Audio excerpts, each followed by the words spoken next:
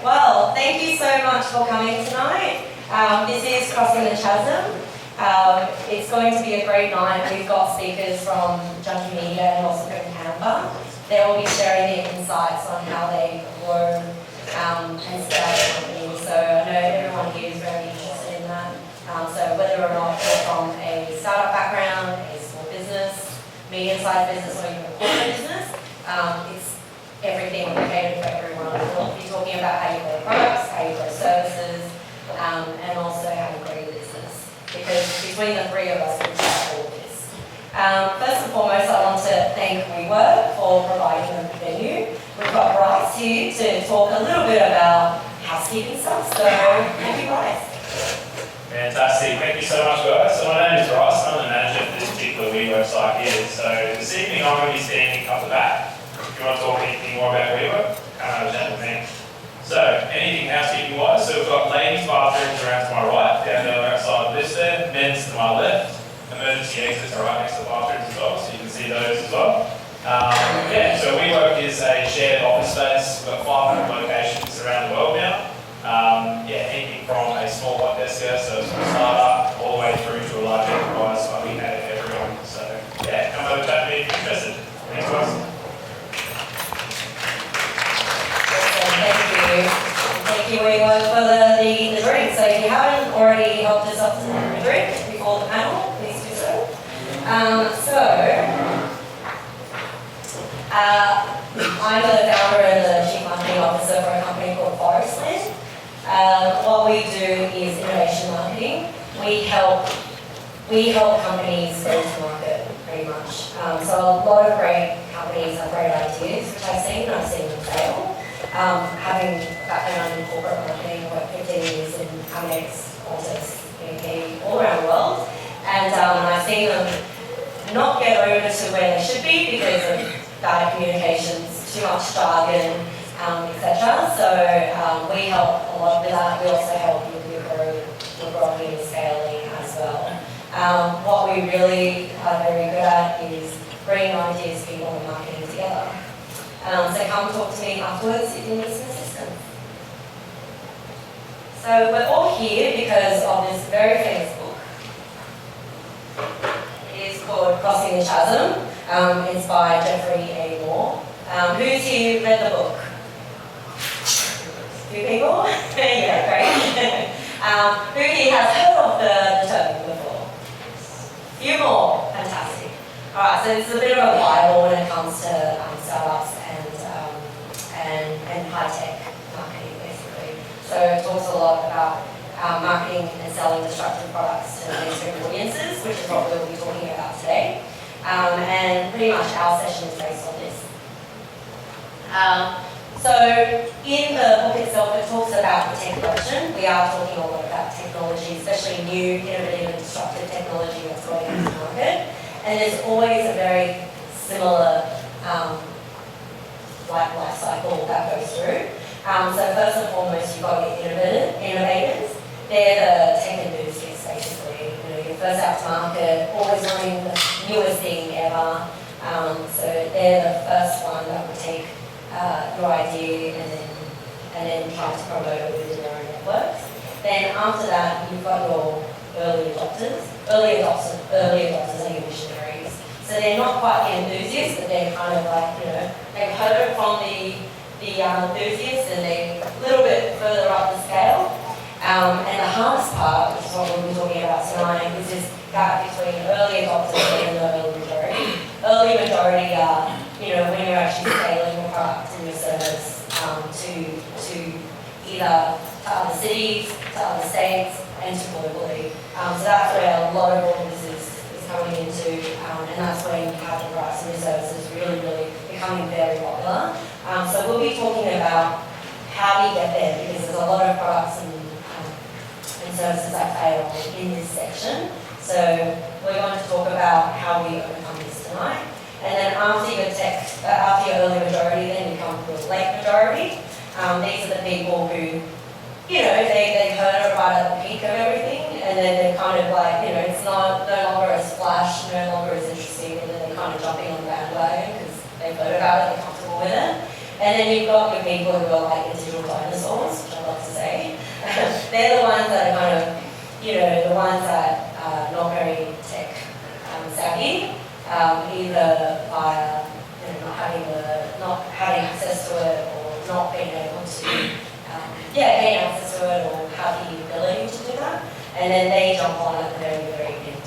So this is your normal adoption life cycle, and we'll be talking a lot about this today, about especially this hardest part is this part. So how do we get rid of this for your products and your service? So I'm really excited. We've got some really good guests and class speakers today. We've got Andrew Green, he's the head of product design at Canva. And we all know Canva being an Australian unicorn, doesn't like me saying that word, but it's true. and Andrew comes from a very long background in product. So it'd be really great to hear Andrew's insights from a product perspective.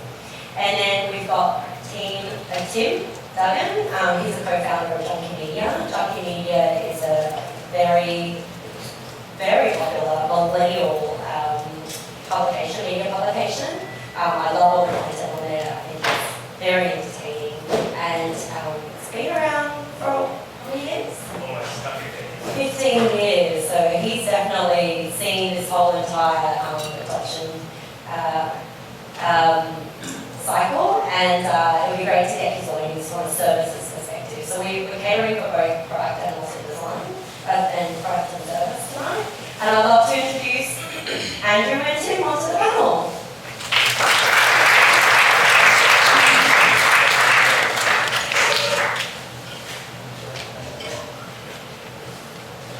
Thank you, gentlemen. So I've got 2 microphones.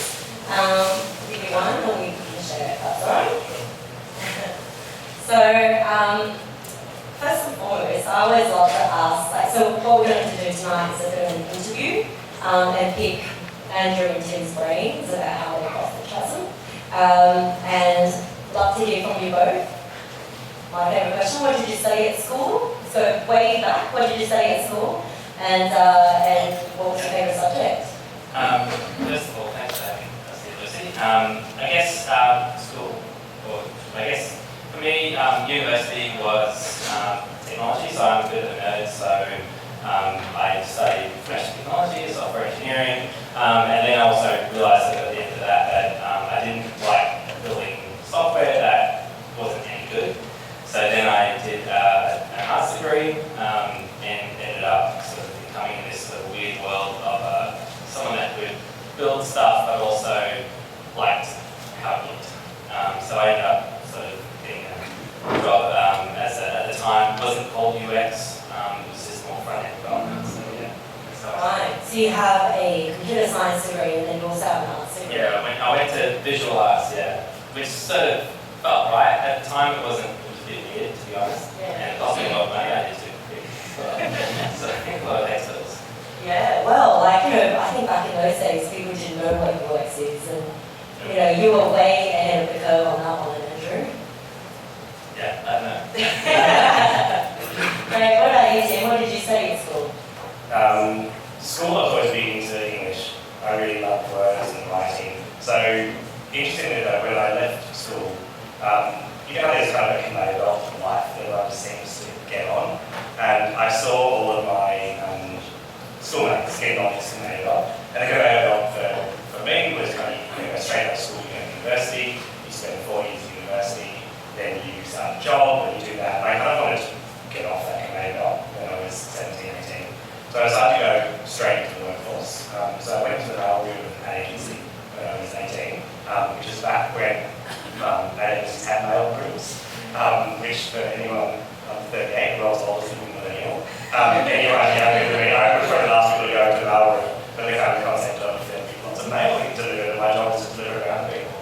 And it was, I spent a couple of years advertising, realised that the best people will leave advertising. No offence to anyone here who's still in advertising. And then I just started writing. I really enjoyed, when I was at school, I started going to libraries and really enjoyed writing. So I decided to become a journalist, a music journalist. So I just started writing, and then I went to university, went to UTS and did a Bachelor of Business, business, which majored in journalism and marketing, and then started co-founded the website when I was 24, which is kind of evolved into what I'm doing today. Wow.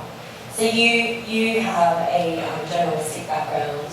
Yeah, so business and Like being a mail clerk first. yeah, mailbag, and then just writing just through doing it, and I'm really firm believer in you don't actually need those piece of paper to do something, just get out there and actually do it. So journalism and marketing communications.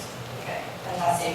So Andrew, you studied computer science and you studied arts. How did you get to, so UX at the time wasn't a really defined area. How did you kind of get to where you are?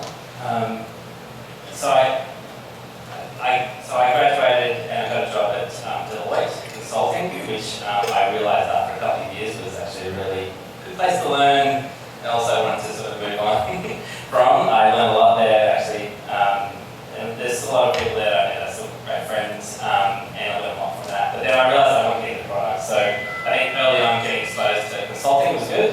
I got to learn a lot about industry, learn a lot about frameworks and models and things like that didn't get taught at uni at the time, but there was a lot of talk at that time around product and around UX and all these things that was all happening in the US.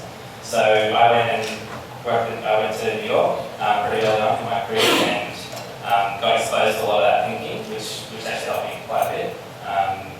So yeah, that's kind of where it went, and then so I was over there for about five years or so, and then came back to Australia. And when I came back, I was very pleased to see that UX and product had really matured quite a bit. So yeah. Are we 5 years behind? Is that what you said? No, not at all. At the time, maybe, but I think that it's been amazing to see there's so many great thinkers and UX people and product people that are in Australia and doing amazing work. I think at the time just wasn't there. There wasn't people sharing information on the media and Twitter as much. But then as that kind of proliferated, I think that just became, learning. Everyone learned together. Yeah, so I lived in North America as well. I lived in Toronto for 3 years, and yeah, you see the things there. It is a lot. UX was already done deal. Everybody knew what UX was. I came back and it was starting to take here, and I was like, wow, it's quite interesting, especially in New York and Toronto and places like that. So I love that. great. Go Blue Jays. Go Raptors.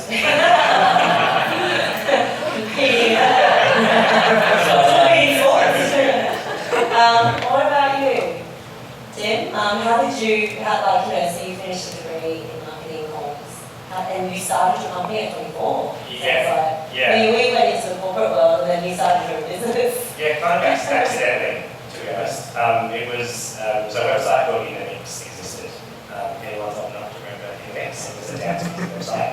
Nope. Yeah. Person? People who remember Inamix really remember it. I remember too. Yeah, Inamix was started by 3 friends who, it was all about dance music culture. So it started around the early 2000s. This is before lockouts. And we used to go out and there was nightclubs and bars and all this other fun stuff. And so Inamix kind of started around there and became this amazing community for people to connect around a passion point, which at that time was electronic music. And they were friends of mine and I'd meet them on the dance floor, and I would go and have lots of ideas with them, and when they started this company, they were doing this kind of shoebox of an office in Foster Street. And then around the early 2000s, I was having a conversation with them and decided to co-found a website of myself with them, which is called Same, which was a national data website, which started in 2005, 2006. And then from there, the company just kind of evolved. So we launched more titles. We had a live music title called Fast and Louder, which was a live music title. We bought one for Best Noise, which is Australian music. And then around the early 2010s, things kind of started to change. So we got launched most of these websites before Facebook existed, before YouTube did, before Twitter did. And so the internet was a very different place. It was all about home pages and about trying to get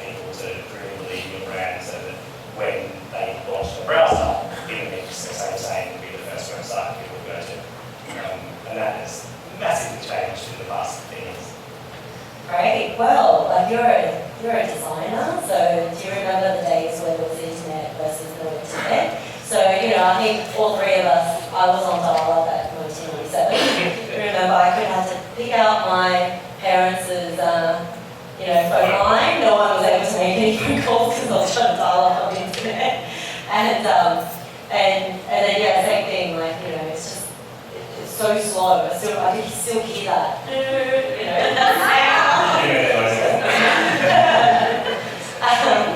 So I guess from that perspective, how do you start from something that's really new, and we'll talk about the internet, because that's where we're kind of all going towards that technology. How do you start something new, and then how do you get these innovators excited about new products, say?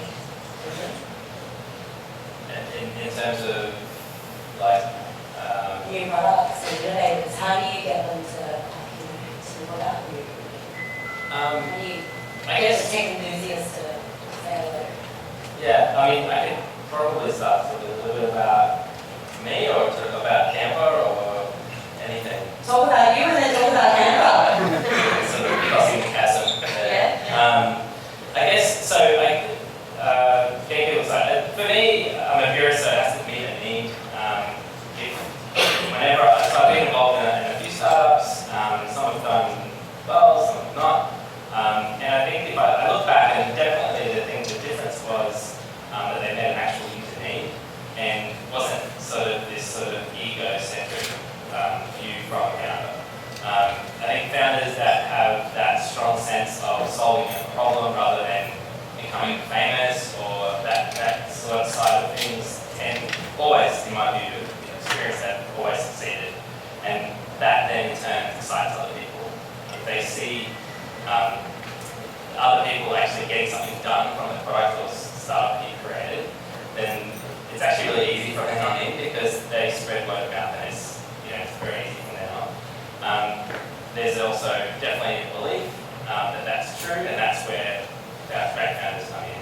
But they just have that belief that might be beyond maybe all the evidence they have in front of them, but they just sort of realise that that's actually a true need to be solved.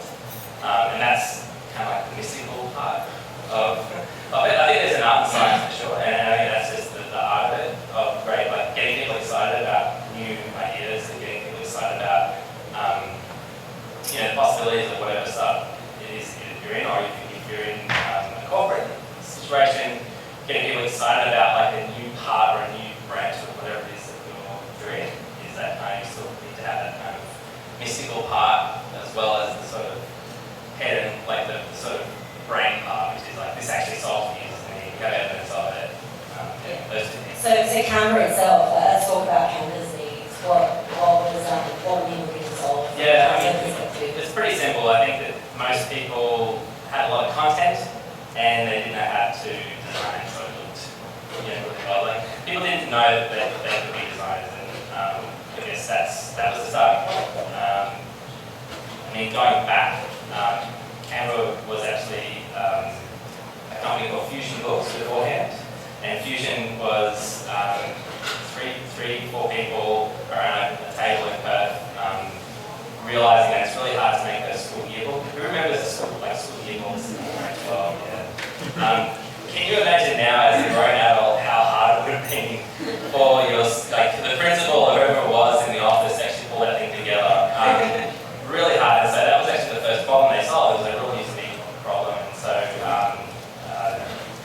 Mel and Clearfield, two of the three founders of Canva, founded that company, and that was really around it's really hard to do this. We should just so basically they would ask a lot of schools, just send in all your photos, send in all the classes, and we'll just make it all happen. We'll put all of the books together, and we'll publish it. They did all the printing themselves. It's pretty amazing, and I guess that was kind of the seed, though, of a real user need that then became what Canva is, which is then sort of a punt on, well, if we're doing this for this use case, then surely there are other people that have lots of content, find it really hard to organise and make look good. And I guess that was the seed of it, to be honest. Excellent. So it came from relieving teachers and principals. There's probably the vice principal. They're the ones that do all the work. Very true.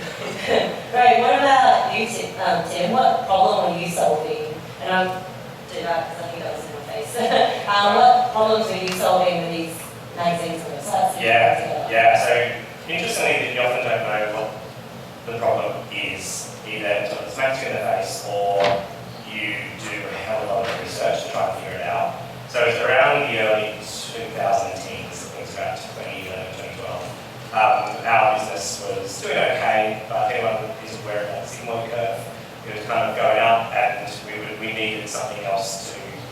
Sigmoid curve is the curve that goes like that, and you add another inflection point essentially to continue the growth. And we realised that we needed to really change our business and shape it up if we wanted to succeed, given how fast the internet was moving, how fast ad dollars were moving, revenue models, all that kind of stuff.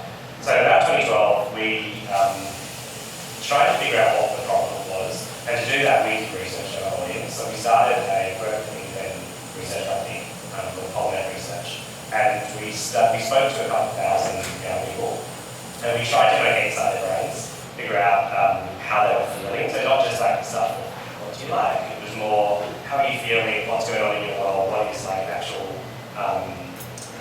what's a problem that you need to solve? And from that came, we kind of found that it was two biggest fears in Australia at the time, about 2012. And the two big fears were FOMO and FOMO. FOMO, pretty well documented, fear of missing out. So, you know, when you're young and you have to go out Saturday night to go to that party, or you're going to be the loser in your friend group that doesn't know what's going on. Actually, the group forever. Yes. Yeah, so FOMO is pretty well documented, but FOMO is this interesting one that we kind of found. So FOMO stands for the fear of not knowing. And about 2012 is when social media really started to really kind of take over people's lives. And all of a sudden there's this feed of information coming out of people, and media was fragmenting, and how they were getting information was changing, and the Facebook feed was kind of taking over people's lives. And we found that most young people kind of had this like fear of all this stuff was happening, and they didn't know what was going on. And they didn't quite realise what the anxiety was, but it was just almost like this, another slightly wacky research term is infobesity, was there was so much information coming out that they were getting exposed. So this fear of not knowing, and so we decided to launch a website in 2013 called Junkee, which was all about alleviating that fear of not knowing. So the idea was that we were trying to explain what was going on in the news. We were trying to take complicated issues and make it simple. We were going to try and translate what's happening in pop culture and say this is what you really need to know about. So we launched Junkee in 2013, and that was the first, that was when the company really started to take off on that second part of that sigmoid curve. The most interesting thing about that was around the same time in the US, a company called Vox launched. Vox Media is very similar. Their concept is explain the news. They launched in 2014, we launched in 2013. So that kind of that same need and that same need for young people to really understand, help young people to understand what's going on in the world is actually a universal thing. And Vox was an amazing company that we impacted. Yeah, no, fantastic. So the first is always a need, and then you kind of also always need to know your audience. This is why you did that research. And obviously, Andrew, you know, you're a part person. Audience is super, super important. Can you talk a little bit about who's in the early stages, like when you talk about your teachers and your principals, after them, what happened with your yearbooks? Like, you know, how do you go from yearbooks to Canva? What's interesting is that Canva was actually formed about 18 months before it really launched. And that was pretty stressful because there was a lot of like anticipation, but the reason it took that long was because Canva really wanted to make sure, like validate that user need. And so there's tons and tons of these clips that we did where we did like tutorials. So who's used Canva here? They kind of use the editor and all stuff together. Okay, so we used to do these user tests before it was even launched, where we did usertesting.com, where we asked somebody, like using a prototype that an engineer built, and say, there's like a picture of a monkey on the canvas, and we say, we have like all this stuff, right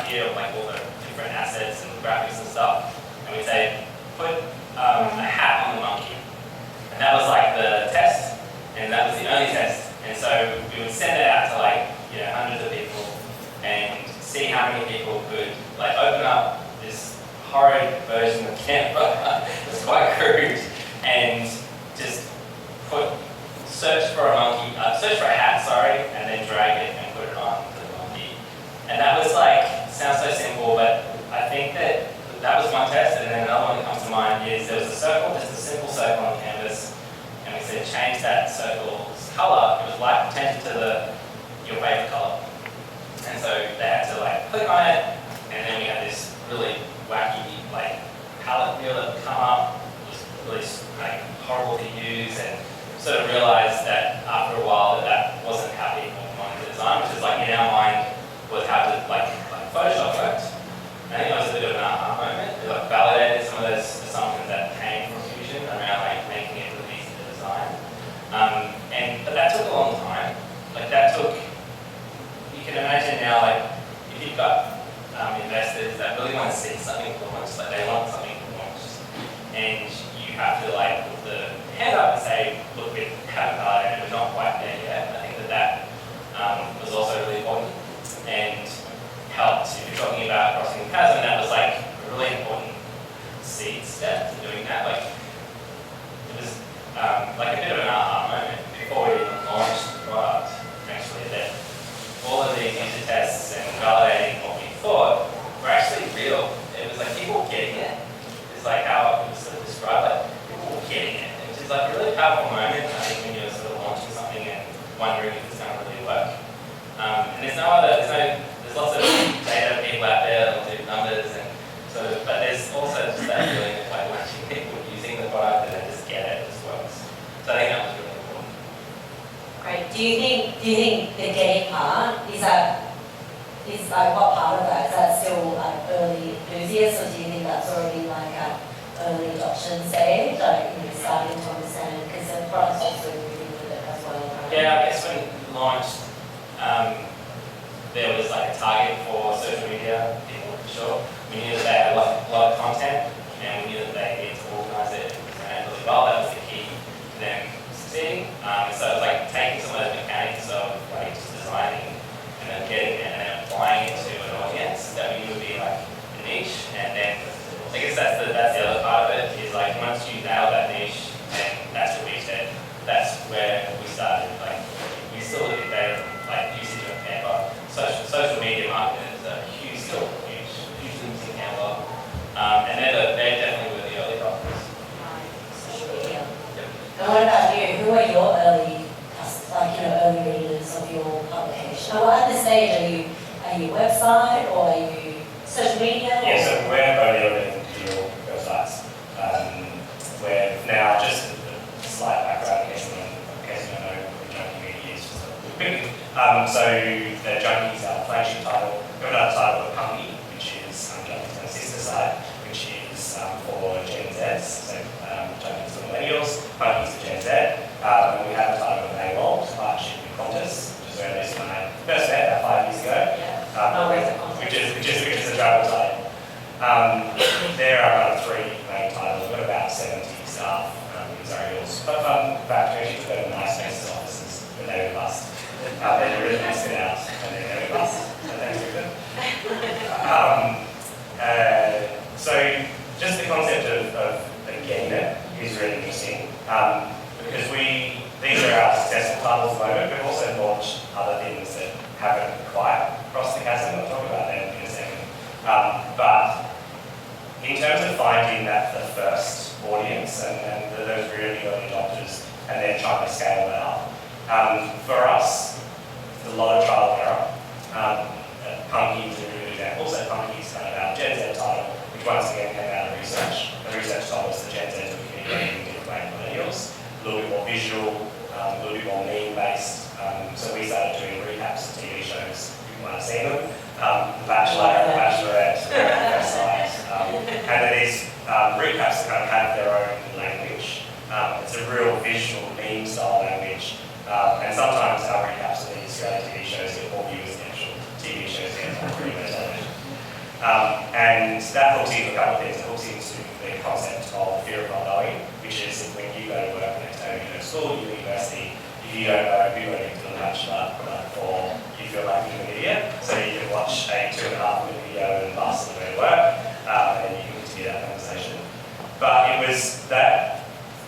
like that was about how we crossed the chasm, because we found people who were really into reality TV, and then we created a product for them that was a pretty mainstream product that was easily shared.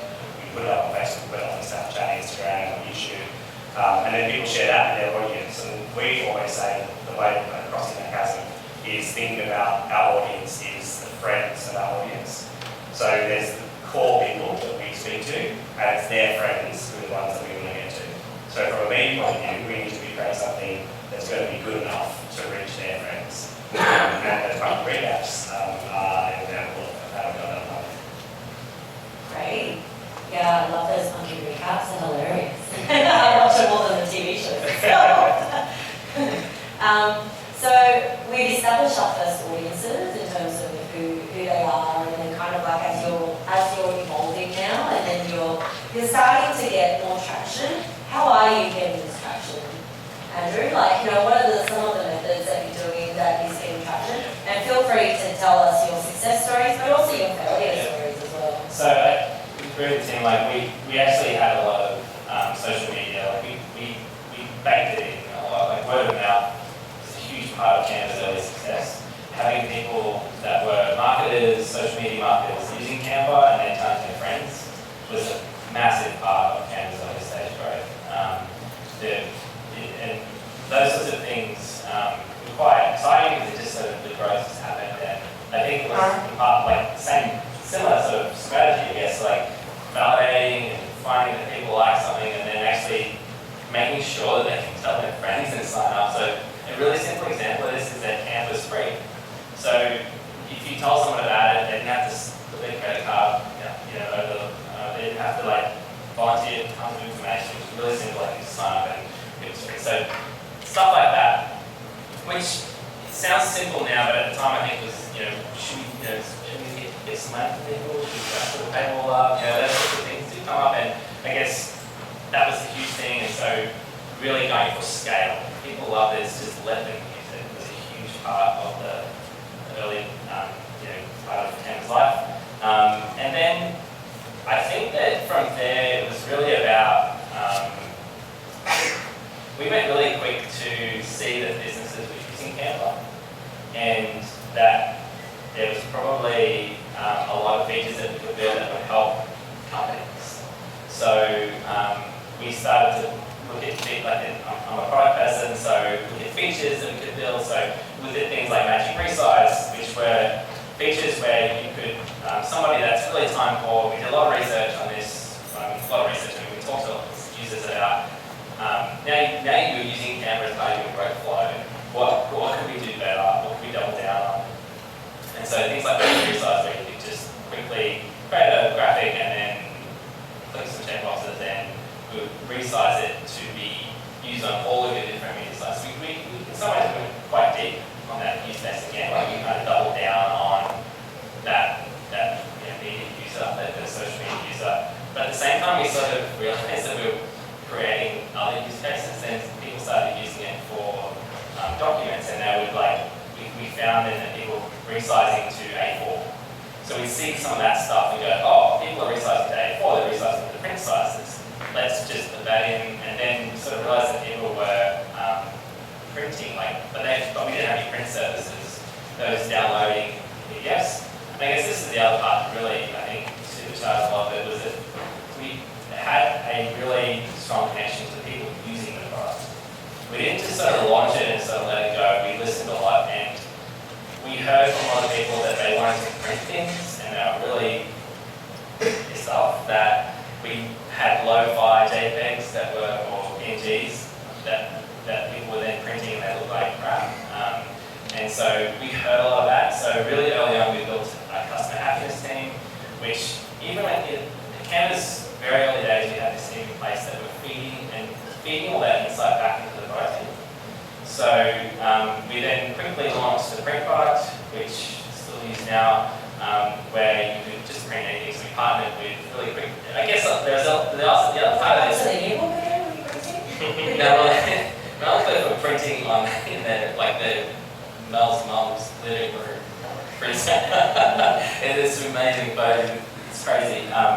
And I guess actually it's related to what I wanted to say, which I think that the thing that really drove like getting over that hump and thinking about, oh, we should just do print. And like people would come up to Cliff and go, you can't do print because that's what big companies do. That's what moves the world and we're like, no, let's do it. So we met some people in the US and we've got this guy called Print Jim who knows all these people that can he now coordinates all of our print services around the world and helps us get the best print shops together because that's completely another world. But this is coming from a side that just did graphics design now to like coordinating with print shop, industrial print.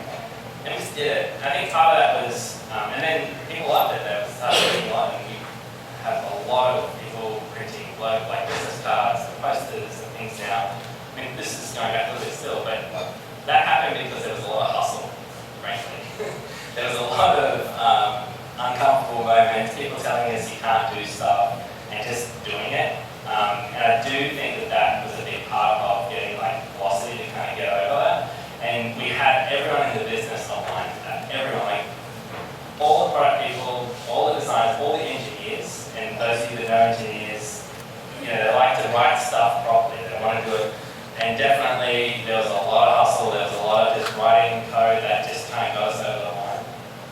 But that was really important, I think, that kind of got us over the gap that was there. And yeah, I think that's actually super underrated as well. Regardless of whatever project. Yeah, I like the customer success cabinet, customer We happiness. call them the customer happiness team. Excellent, customer happiness, that must be the secret Yeah. sauce of I Canva. did a couple of days and then the other day, we actually make a lot of our team go and do tickets as well, hit their pain. And you can imagine we've got trifolds approaches because it's just impossible for people to use it. And so it's really important to be connected to that pain. We have a Slack channel called User Pain internally, where people just post people complaining about Canva all the time. And it's one of the most popular channels at Canva. And it's really because we just so want to know where people are frustrated with what we're doing. And engineers will kind of look at that and go, oh, we can easily fix that, and then they'll do it. That is going back to the hustle thing as well. So, Yeah, that's great, because then all that complaint will then be fed to you, and then you'll be looking at how you can improve those product features, and engineers will be how you fix it. Then it goes back into happy customers, right? to be honest, a lot of the time people just do it. It doesn't come through any one person. I think that's also the other thing. You've got to structure your company to be people to be very empowered, super autonomous, real autonomous. You have a lot of engineers that will see something and just fix it. It doesn't need to go through a central person. We do have planning and we do make sure that we have a holistic view, but generally speaking, if something like that pops up, then we empower our engineers to provide people just to do it. Excellent. Very agile. I like it. What about you, Tim? How did you think you gained that traction, that initial traction, and then also, again, what were some of your successes, but also what are some of the negative things that you came across as you were building? Yeah, so the hardest thing about our business has been finding a really good, consistent revenue model. So our revenue model is advertising, and over the past 15 years, that has just shifted a lot. So the rise in mobile came through in 2000, when it might have been at least 2007, 2008.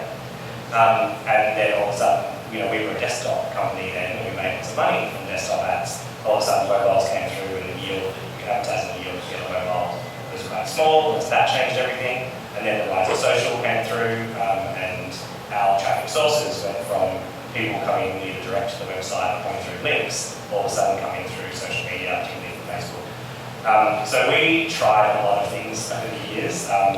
We had a creative agency at one stage, which was called Thought by Them, that has now kind of morphed into a part of our business that we call Junkee Studio. This is where we work for brands like American Express and Qantas, and Lucy and I work together and even create content for their own social channels or white label content for them.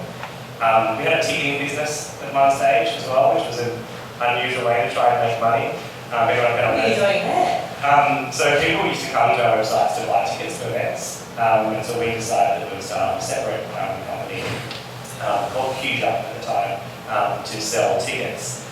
And quite a funny in retrospect story is that we became the official reseller for Splendid Grass, which is a huge festival, one of Australia's biggest festivals. The problem with Splendid Grass is it had a capacity time of, let's say, 40 or 50,000, and about 100 and something thousand people wanted to buy tickets for it.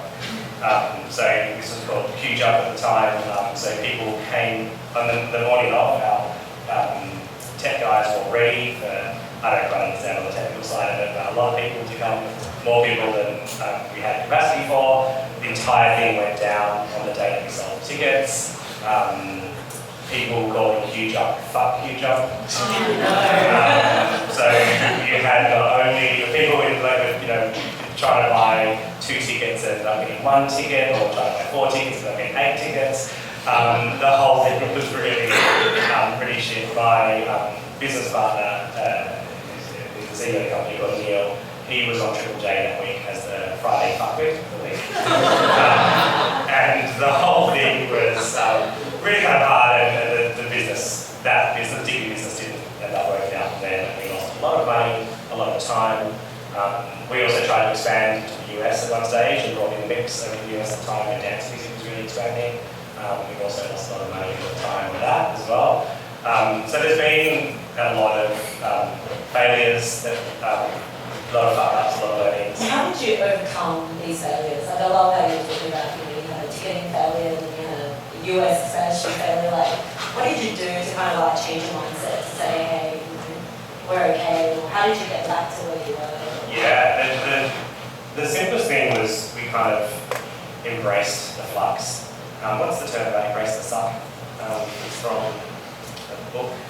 Someone, anyone know? There's a term kind of called embrace the suck, which is that there's always going to be these kind of ups and downs, and as long as we always try to have a slightly macro version of them, which is really fucking hard at the time when you are in it and you're losing lots of money and the company's not doing well because you're focused on the US, you're focused on ticketing business. But one of my mentors is a guy called Tony Moore. He brought Yahoo to Australia in the late 90s, I think.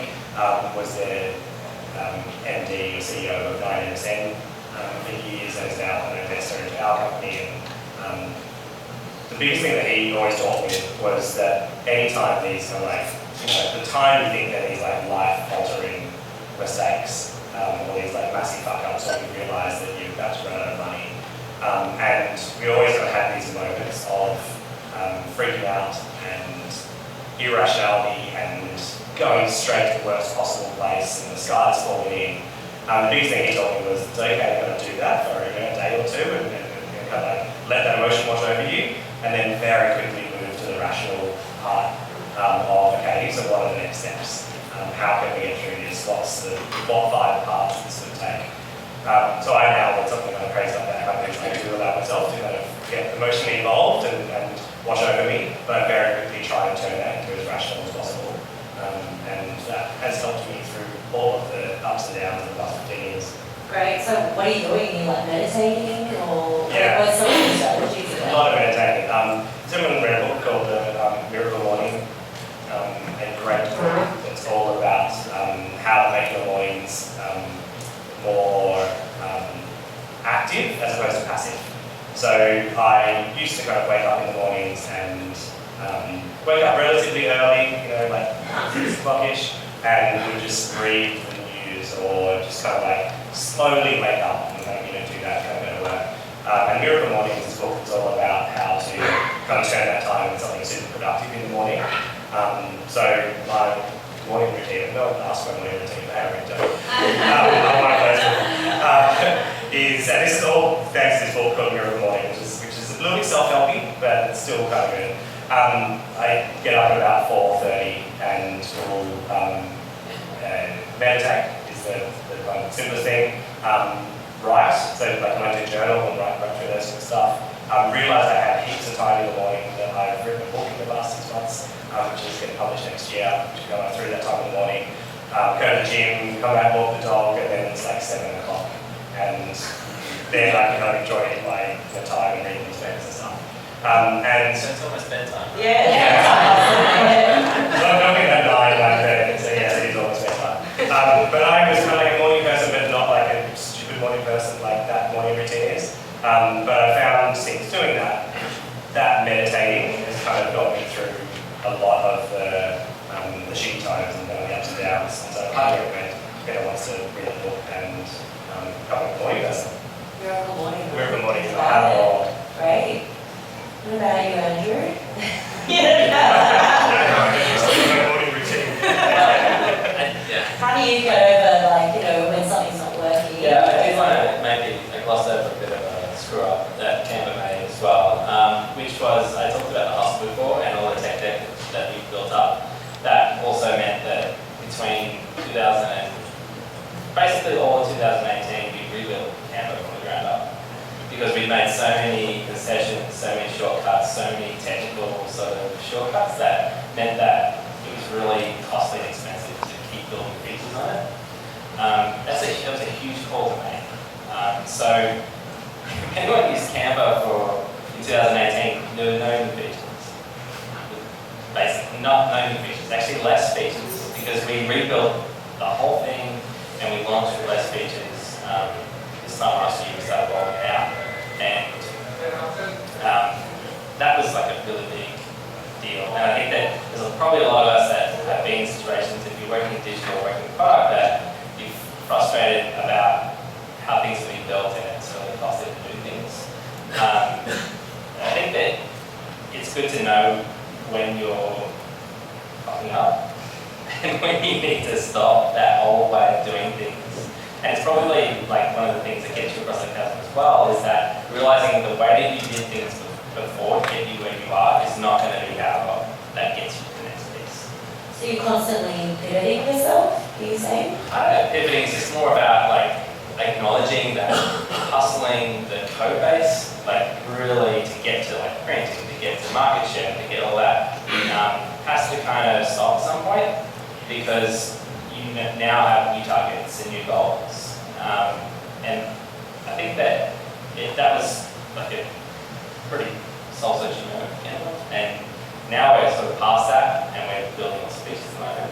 But yeah, I guess that was I don't know if it was a screw up, but it was just more of like knowing when you're screwing up and actively screwing up. I think like kind of knowing that that's not great. I mean, we did do things like Canva Social, which no one's probably heard of, which didn't fly.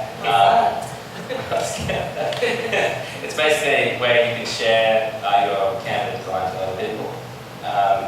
That was early on, that didn't work. It's still riddled in the code base to this day. But not to say that we wouldn't do that in the future, right? Like, I think that at the time it was too early to launch that sort of feature. But whereas now, it's probably a better time to start thinking about Canva, people sharing designs and sharing what they're creating with others. Yeah, definitely that was a lot of effort put in that didn't sort of create any yield. But I mean, we learned something. So that was awesome. I think what's most like Tim knows he wanted ticketing. Never again.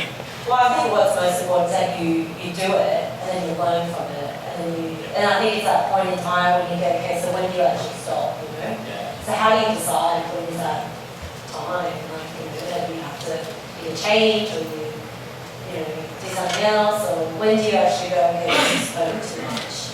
Can I just say one thing? Sorry, I just think that like like it's a truism to like you have to learn, fail to learn. But the real part of that is the bravery that's involved. I don't think we talk about that enough. That I think we all have read the books around like you have to learn, so you have to fail to learn. That's like the mechanism. That's the engine. But really, what's behind that is a lot of bravery. And I think that's actually a lot of what drives you across the chasm as well, is that making those big calls that require some, I don't know, like a lot of heart rather than mind to get to that. That's in my experience, that's definitely been the thing that gets you across that gap as well, the bravery. Great. What about you, Tim? What do you think? What's the question, sir? So, you were just talking a lot. Sorry. So, as in a good thing, I was caught up. I think I was talking about So I'll start with the new it's question. Q&A time. I think I was talking about how, like, when it's our time to stop. Yeah. When you actually decide, like, okay, so when do you actually, from the ticketing, decide, So, when do you go, I'm going to stop? Yeah. Unfortunately for us, it was kind of when we hit the pavement. So it was the market told us to stop because we were Friday fuck with the week. How did you get over that? So we wear it proudly. And the US one was the market told us to stop because we ran out of money, and we didn't have enough advertisers over there. So interestingly, I kind of think there is a mentality of we run until we kind of like hit a glass wall and the bounce is back and we're like, that's when we should stop. And I think that's kind of how we got to where we got to, because there's times where we made weird decisions like watching Junkee and doing like weird reaction TV shows that the market has told us, this is working, but it could easily, just as easily told us this is not working. So yeah, that's how we've kind of found out by being rethinking the house. Great. Well, I think we are coming to the end, but I'd love to hear your thoughts. Like, we talked a lot about the beginning, crossing the chasm, things that failed, things that have been successful. What's your biggest tips in terms of how you cross that chasm? Like, obviously, I think from a Canva perspective, you've definitely crossed that now. You're in maintenance mode. So do you have any tips about how you cross that chasm, but then also how do you maintain that growth as well? Yeah, I don't think we have crossed it. It's a thing that, and I think that mindset is important. It's a great book, Crossing the Chasm, and being invited to this, I read it again, and I read it a while back, and I think that there's also, it's a snapshot, but it's also, like, I think that it's important to sort of always have that feeling of hunger that before you cross it, that always helps you go. So, I mean, for example, for us, I think that we share the lessons and the learning and the growth we've had today, but we also use that to fuel what's next. And me telling these old stories feels funny actually, because we never really talk about stuff. We're always talking about the future, and for us, things like Pro and Enterprise, with like McDonald's in China using Canva, which is like blowing our mind. That sort of stuff is really exciting us. So I think that is the thing that is key to like growing and crossing the chasm. And I don't know, I think that there's so many pieces of that. There's getting great culture, great engineering, great product, great leadership, great founders that like are involved in everything and really care about everything and not sort of like letting go at the moment. Like when I see that curve, it actually is a bit depressing. Like this whole like going into the digital dinosaurs. It's like pretty depressing. I never really want to be on that side of it. Like, and I never want our pride to be on that side of it. I think that for me, it's always reinventing to go back into the beginning. Yeah, I think that's kind of, as I was reading the book, I was just sort of thinking, well, that's kind of how I feel about it, and how it's sort of played out so far in my professional life and what I've done in product is it's always kind of going back to the start and getting a new team together that's like just hustling around something new and feeling like it's back to the start again. And for some people that can feel not great, and certainly not for everyone, but I think that's how we think about it. Great. Always have a growth mindset, even though you're a billion. A beginner's mindset. A beginner's mindset. Maybe. Fantastic. What about you, Tim? Any advice that you think to cross that chasm, but then also to continue growth? Yeah, so my thought on it is that getting early adopters is easy. Like that's kind of like people that you know, people that are willing to try out new things. And trying to cross that chasm, the market really decides. And we've tried to cross it, different products instead of trying to ticketing overseas. And we always kind of got that stage where the early adopters were there and we're enthusiastic, we put more money into it and we think, great, this is going to be the one that's going to get us there. And then the market decides. So either the audience keeps on growing or revenue starts appearing there, or some other kind of market mechanism tells us whether it's going to cross that chasm with us. So the interesting thing for me is I think is really listening to not just those early adopters, because it is relatively easy to get early adopters, but it's listening to the audience and kind of trying to pick up those signals to see if the start of that early majority is there.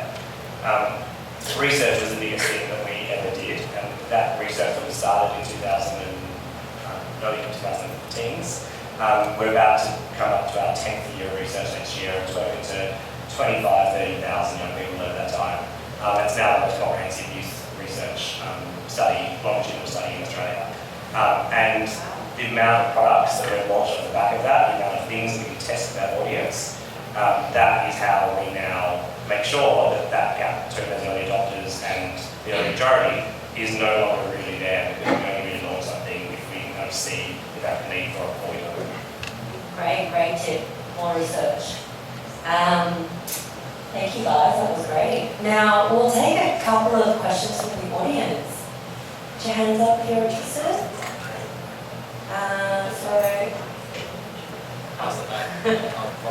My name's Robert.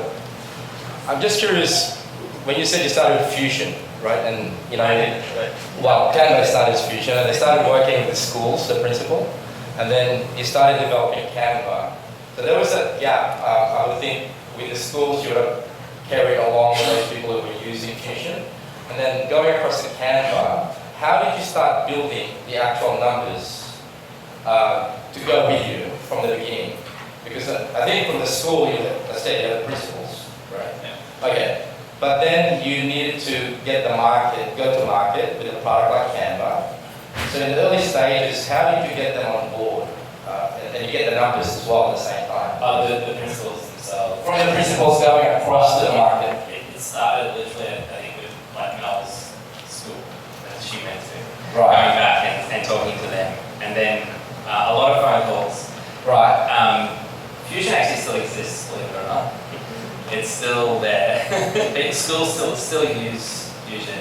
Okay. But from Fusion, you went to Canva. Yep. So how did you then go across to the market for people who wanted to use Canva itself? Huge bet. I think that it was basically what we're doing very manually. So basically, we hired a lot. Fusion hired a lot of graphic designers to do a lot of that work. If you imagine that lab, it was a lounge room with like 6 graphic designers doing all this stuff and doing all of that hard work, that messy work of getting all of those pictures, scanning pictures that people are sending by the post, and then putting them into InDesign at the time, and then putting that out. I guess it was sort of this sense of this could actually be software. What we're seeing in front of us could be software. And that actually, Fusion is a very successful company actually, it's still going, and let's kind of spin that out, and that was, Fusion was in post, and I think that also that was at a time Don Cliff wanted a technical partner, which is where Cam, the other founder, came on board in Sydney, and that's when it was sort of like, let's just try and create software out of this kind of magic that we've seen already happening. And so that's where that happened, and I guess, but then there was that kind of, like I described before, that sort of 18 months of like just testing that, getting it right, getting it perfect before then we went to the market.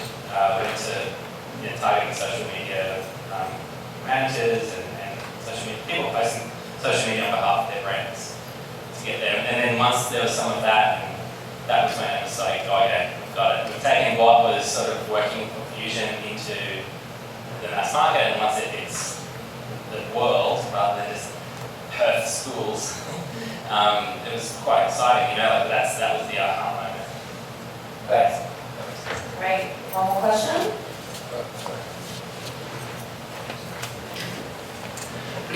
You both have spoken about how customer feedback has been very important as far as part of your guys' growth as a company. What have you found to be the most effective channels as far as that engagement goes?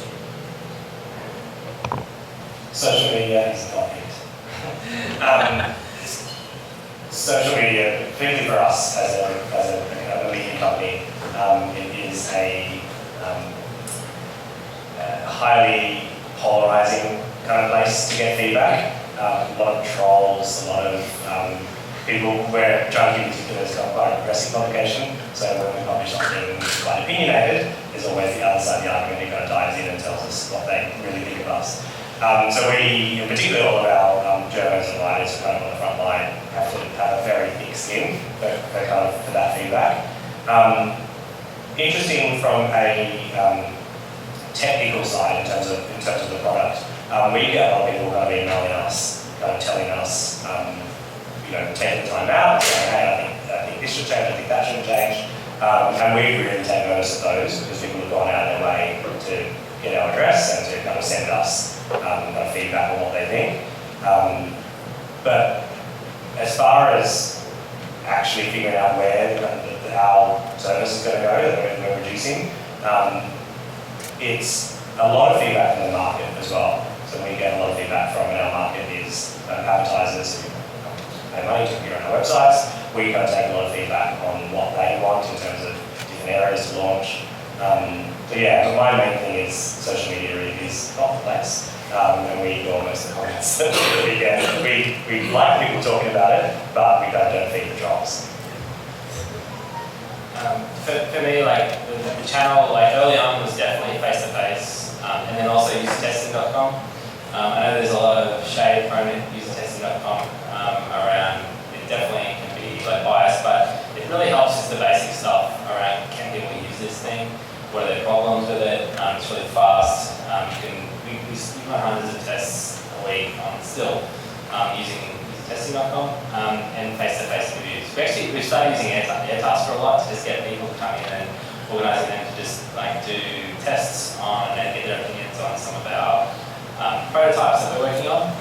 But then once we become more mature, we're using the platform, the product itself, to sort of feed all the feedback. And so obviously we have a lot of data analytics. We know coming in, there's still a grey area though, like the design process is quite messy. I think that if you're working with, say, an e-commerce or a funnel-based product, you can kind of see how it kind of works. There is some sort of progress thinking back and forth, but at the end of the day, they kind of come through. With design, it's a little bit messier, and we're still figuring out how to understand that a little bit more. So we're experimenting with things like, if you've used Canva, it's very template-based, so you can kind of start with a template, and then kind of do your thing, and then publish it or what you want with it. We do these sort of random pulls where we take a template, and then we take the last 5 designs that we've done in that template, sort of try to fuzz out the content so we're not invading people's privacy. And you can kind of see it's really interesting how people use templates. Some of them will completely change, sort of like a picture of like a coffee, on a counter, like a coffee sort of themed template for Instagram. And then the end thing is like a birthday invitation for a 6-year-old. And then through to like just, someone just changing one word on that template and publishing that. So we have a whole team, it's a really massive part of our team that just looks at that stuff as well and uses the product itself to like conduct the research and really just optimize and polish as well. But then also we've started to look outside again and go back to the old way and sort of again like thinking about ourselves as like not being who we are and what would we do next if we didn't have this product.